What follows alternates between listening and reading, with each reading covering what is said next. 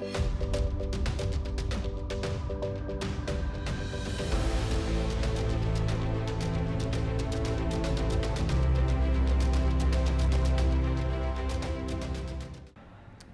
of my favorite segments of this program at StartupX is She Did It.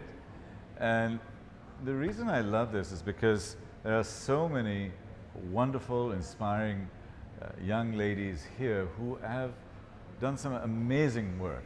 And we want to recognize them as leaders, but we also want to recognize them as inspirations for their, for all the women, the young women that are around. And today we're very fortunate to have a wonderful lady, and her name is Sophia. Are you a robot?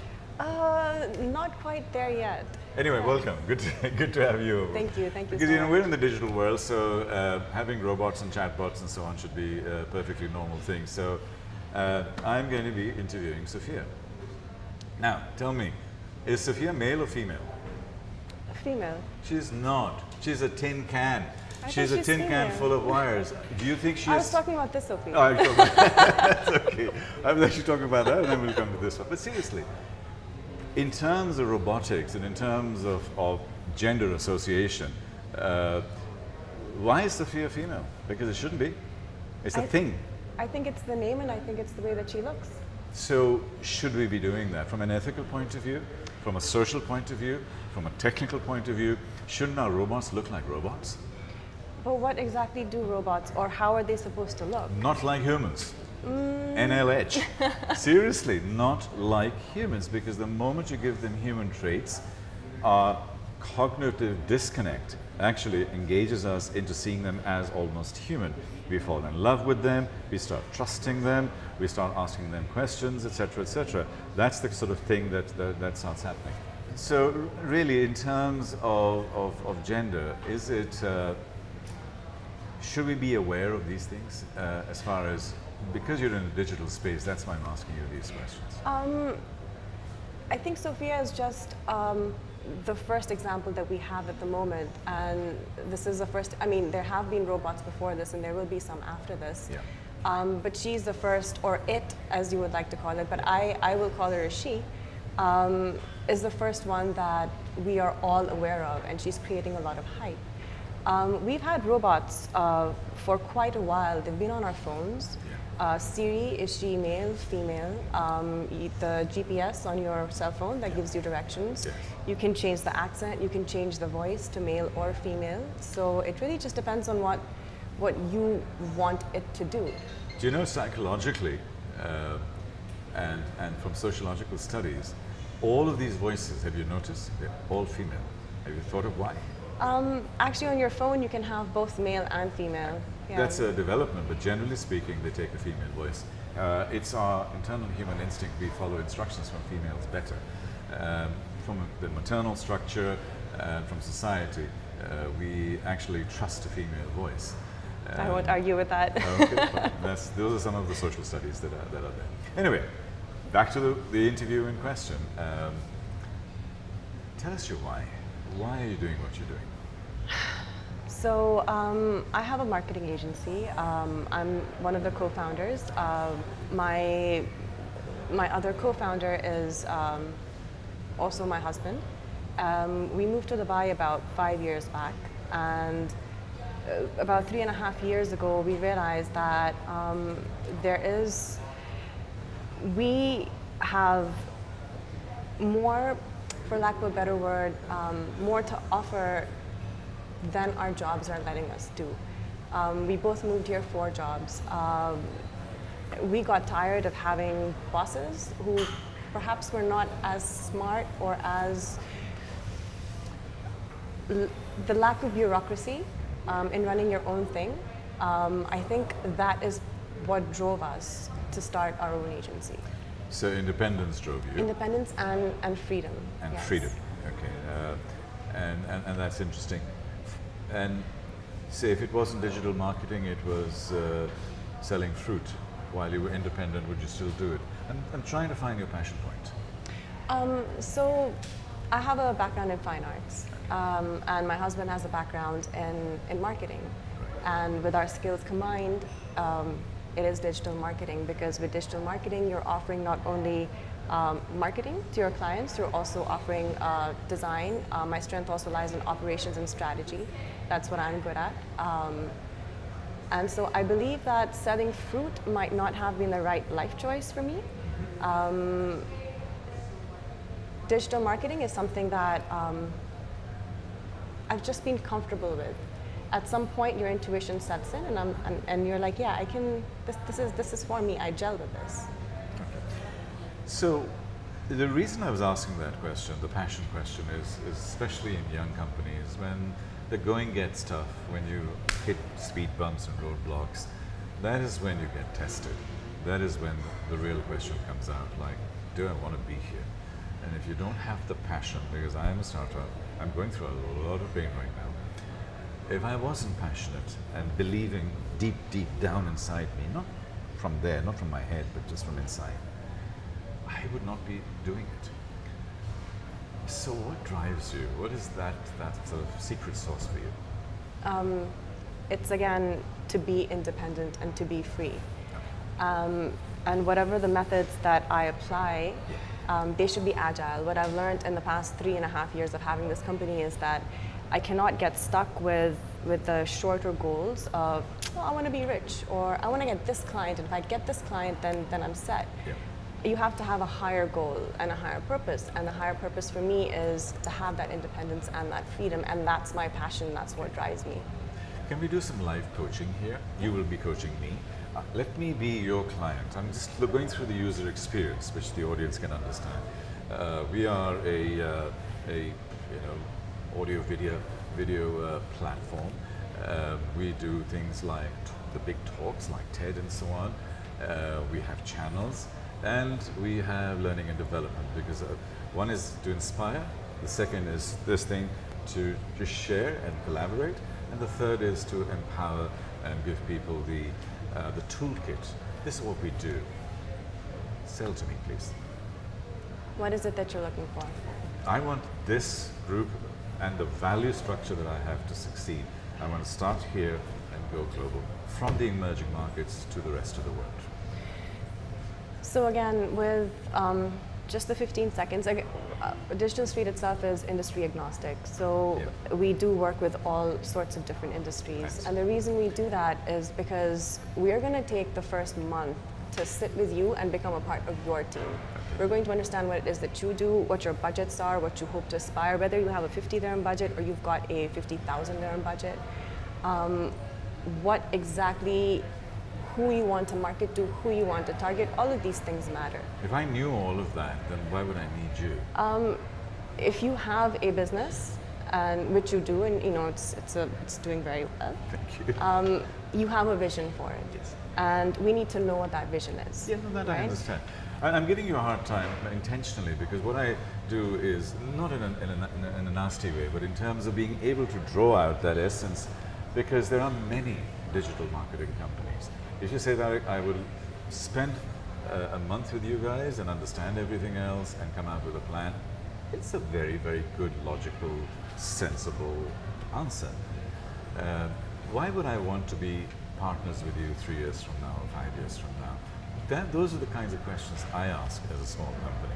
Is, will this person be with me in 2 years' time? Will this person be able to scale? Does this person have the passion? Because a lot of the work that you're doing, other than that personal relationship, is commoditized. How do you make it differentiated apart from that relationship? Relationship, I understand. You'll build a close working arrangement. What do you do to differentiate yourself? Well, we are a boutique agency, and I think that building that relationship is actually something that a lot of agencies will not do. That relationship will get lost within the tens of hundreds of people that you will have, that you'll get sort of shunted around to. Right. With us, we are a small agency. We're 7 people, 7 in the core team, and we'll learn, like I said, what your hopes and your aspirations are. So you're a full service agency? We're a full service agency, and we will not just give you a strategy for what you want to be popular on Instagram or Facebook. No, because everything goes together. So we will see how your website is. We will see what the health of your the marketing collateral that you have, your print collateral, everything together. Right. Absolutely everything. So your finance background, your operations background actually goes into the detail Everything. to do that. Absolutely everything. Is there a lot of science and maths behind what you do at the at Digital Street? Science and math, strategy and art. Okay. I think, yeah. Okay. Now, the reason I say science and maths is that a lot of companies, digital companies, are talking about SEO and SEM, and it's very, very methodical, and it's almost becoming boring in some ways. And then and I get at least 10 messages a day of how I can be number one on Google and how I can do stuff like that. I understand the science. I understand the algorithms that go behind it. But how do you approach this with a small company like ours, as a boutique agency? And again, my question would be, do you really want to be number one on Google? And that's something that we have to understand.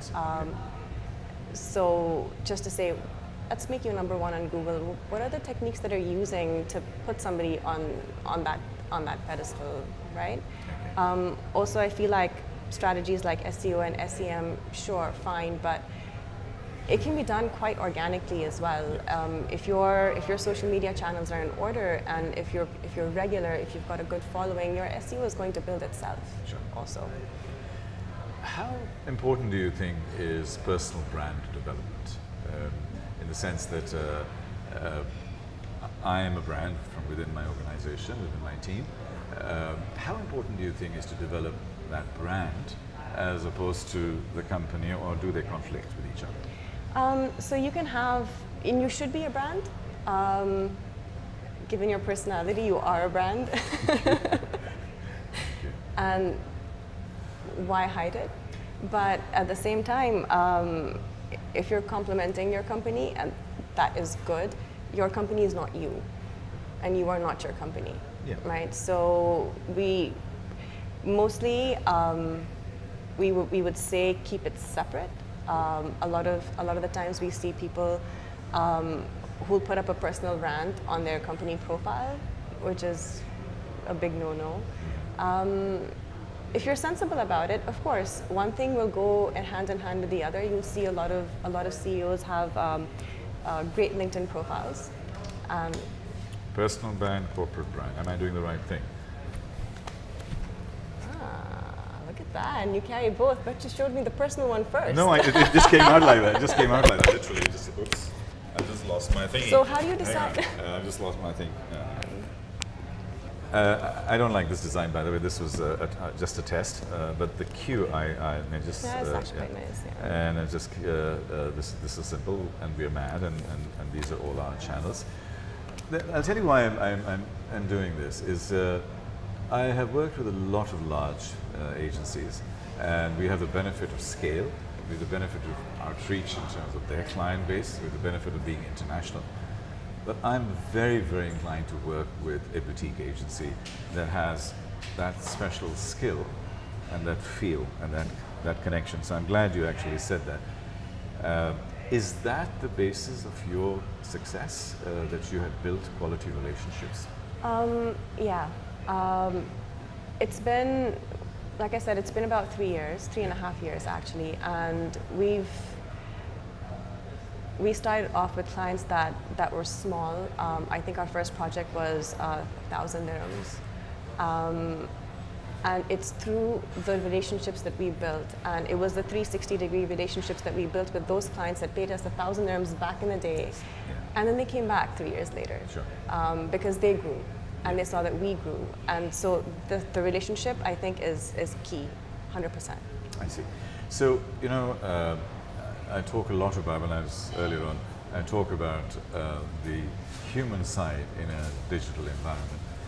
And to me, it starts from collaboration and empathy. And empathy is the source of any relationship and how we can understand. Do you, apart from your natural empathy and your natural capability, seriously, do you train your team for empathy? That's interesting, because we have a small team, and we have the good fortune to be able to handpick them. Sure. And every single member on that team has something very remarkable and very special about them. Yeah. If they don't have empathy, they don't belong. Sure. Right. Yeah. And that actually is part of the KPIs that I use internally. So, are you profitable? 3.5 years. And you should be. Yes. You should be profitable in year one. You know what? Unless you're taking a big fat financial executive salary. Well, interesting. So our initial investment into the company was 10,000 dirhams. Okay. And that was our own personal investment. Your business has to be profitable for you to keep. There are times when you doubt yourself. Sure. And there are times when you're like, what am I doing? This is crazy. I could earn a salary somewhere, a big salary somewhere else. But as long as the money keeps coming in, that does keep you going. The passion is also there, but then sometimes when you doubt yourself, you're like, oh yeah, but the money is also coming in. In our second year, we broke even. And every year has been a little different. Every year we've learned something new, and it's been positive. So we haven't, we're continuing. And of course we're profitable. Now we're profitable. So what is your advice to a lot of the young people who are trying to set up their own digital agencies? Because a laptop and an internet connection sitting at home, you're a digital agency, correct? What do you tell them? What do you do with these plethora of people out there, the noise that is there, the 10 emails that I get on a daily basis? What advice do you give to them, and how do you attract them to your kind of business model? So say, why don't you become an outsourced, staff on demand or team on demand? Not work with us, but work around us. In other words, be able to scale. So are you asking me what I should tell people, or? Do you want to build an army of outsourced smart individuals to help you scale? So again, in our first and second year, we were outsourcing quite a bit because we were even smaller. We were just 2 people, then we became 3 people, then we went down to 2 people, then we went up to 4 people. And so outsourcing was our lifeline. At this point, I personally try to minimize outsourcing as much as possible. I want to try and bring everything in-house. There is a certain lack of control that you have when you outsource. I think, yeah. It's a combination. It's a combination. How do you scale? How do you become, or would you want to scale? Because there are a lot of entrepreneurs that I know.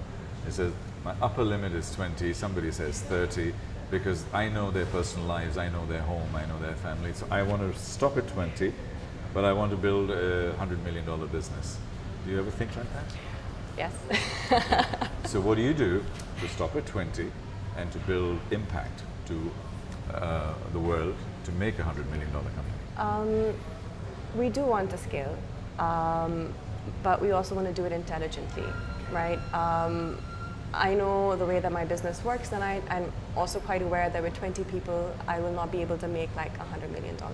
But that's my business. But that's your limiting right? belief. Why are you saying what you can't? Because here were these 3 people there who have partnered with these 4 or 5 big agencies and companies around, and they are dealing with the biggest companies in the world. Yeah, absolutely. So why can't you do that? We're a service industry, and the difference between that, what they offer as a product, and between that and a service industry is that when you get more clients, you have to hire more people. Okay. And so there's always that, the circle. And what's happening now, and what I'm learning, because I'm always learning, and it's just my 3rd year, I'm still learning. Every year throws you a curveball. And I realized that loop, which was wider before, has become smaller now. Yeah. So possibly when we get 3 more clients, I might need to hire 1 more person, as opposed to each time we get a new client, hire a new person. We need to have an offline chat, because I went through exactly the same journey, and I'm a donkey. I want to be a racehorse because I work really, really hard, and I'm a really, really good donkey. And what I mean by that is I had to keep iterating my model, right. because I became it became a very personal relationship. Yeah. Everybody wants to deal with me. If Tariq is not there, we don't want to. If Sophia is not there, we don't want to do this, and we needed to turn this thing around. And StartupX here, which is a nice little segue to talk about StartupX.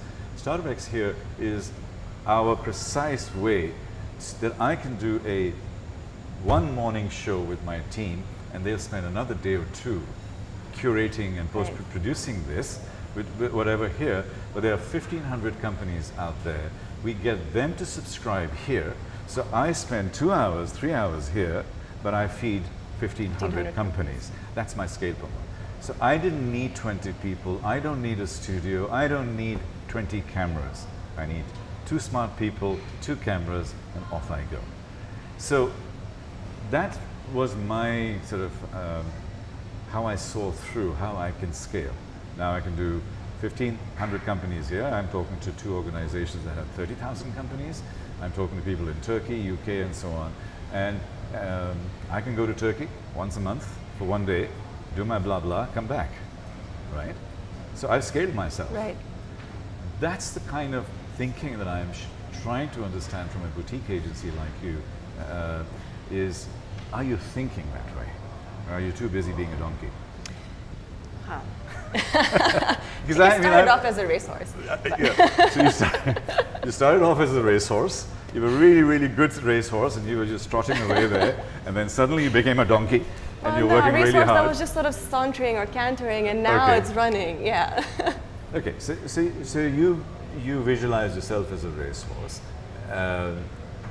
or are you a racehorse who's working like a donkey? Because you know what the problem is there? A racehorse who's working like a donkey is neither a racehorse nor a donkey. It's a bad racehorse and a bad donkey, which I discovered. Mule. It's a combination. It's a mule. No, but it's even worse because you're bad at 2 things. So either you're a racehorse or you're a donkey. So in my case, I mean, I was a racehorse trying to be a donkey. I was a bad donkey and a bad racehorse. I need to go back into racing. Does that metaphor apply with you? In a manner of speaking, yes. So for me, I define success, or where I see myself personally being in a few years, is to be able to step back. And at the moment, the work and the personal life relationship is a little skewed, where there's more work and there's less personal life. In about 5 years, I want to step back and say, I used to be an entrepreneur. Now I have a successful business. My work life is lower and my personal life is a bit higher. And whichever means that I can apply to get there, and then that's fine. Who's your ideal client? Quick answers. We're getting into the fast. Are we talking names, or are we talking names, or industry or type? Ideal client is somebody who already has or is already educated within the digital world. What is your average size of business? Are we talking 10,000 dirhams a month? Are we talking $10,000 a month? In other words, can smaller companies get in? They can absolutely get in. We are a DTEC-based company. The model that we have for startups here is that we give them advice for free. We will do little bits of work for them for free because startups cannot afford to pay us. Sure. And instead of getting 500 dirhams from them, which is a lot to them and nothing to us, we'd rather just, help them out. Okay. But our minimum package starts from 5,000 and then it goes up. Okay. Yeah. And any final thoughts? When you close your eyes and you dream of a work-life balance, or $100 million, or a show-jumping horse? What do you dream about? Close your eyes and dream. A little uncomfortable with my eyes. Yeah, exactly. It's a real revelation who closed it. Mohammed was going on for about 20 minutes just with his eyes closed, and he said, no, dude, you can open your eyes now. No, I'm teasing you, but you know what I mean. Yeah. What do you dream? What do you dream about? Dream with your eyes open. How's that? Yeah. I do dream that I will eventually, in 5 years, be able to step back and still have a successful business. So going back to where we started, freedom and independence is one of your core drivers. Yeah, absolutely. And there are people who feel, we're going to be entrepreneurs. Sure, there are a lot of things that are going to be in your way. I think it's rubbish when people say the only thing that's standing in your way is you yourself. That's actually not true. There's a lot of other stuff standing in your way. Are you willing and able to conquer it? And what's your last bit of advice to all the entrepreneurs here at DTEC and outside? What do you want them to hear from this interview? 30 seconds. I think I just said that. Okay, say that again, please, in that segment. I honestly believe that to be an entrepreneur, if you make that decision, it might not be the right decision at that point in time, but if you've made it, then you make sure that you make it the right decision for you. Okay. Sophia, it's a real pleasure. Thank you very so much indeed. I know I gave you curveballs coming in, but in the best spirit, because I think people want real stories, and you've got a real story and a success story. I mean, congratulate you, and I hope we'll be able to work together, and you can tell me whether this thing works or not. It does work, but today possibly this one. Okay. Yeah. Thank you. Appreciate it.